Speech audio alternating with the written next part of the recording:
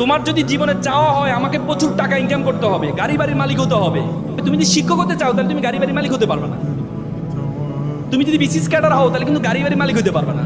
হতে পারবা ওই সিস্টেম করে। তুমি যদি মনে করো না আমার সম্মান চাই, তাহলে you can drive the BCS cadre, drive the teacher, ভালো করে পড়াশোনা করো প্রথম বর্ষ থেকে। আর তুমি যদি মনে করো প্রচুর টাকা ইনকাম করতে হবে, গাড়ি বাড়ির মালিক হতে হবে, তাহলে তোমাকে স্বাধীন পেশা নিতে হবে, ব্যবসা করতে হবে। ব্যবসা জিনিসটা কেমন কেমন, কিন্তু আল্লাহ তাআলা কোরআনে একমাত্র পেশার কথা বলেছেন, উল্লেখ করেছেন, সেটি হচ্ছে কি? ব্যবসা। আহাল্লাল বাইয়া ওয়া হাররামার রিবা। আল্লাহ বলেছেন আমি তোমাদের হালাল করেছি কি? ব্যবসাকে। ব্যবসাকে তোমাকে হালাল করেছি।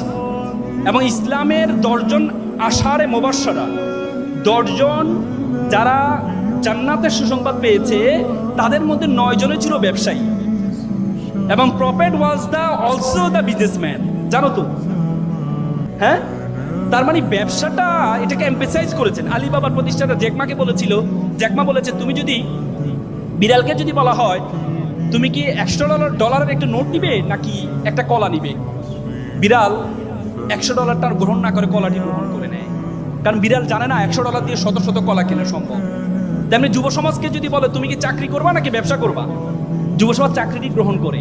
যুব সমাজ জানে না ব্যবসা দিয়ে শত শত জনকে চাকরি দেওয়া সম্ভব।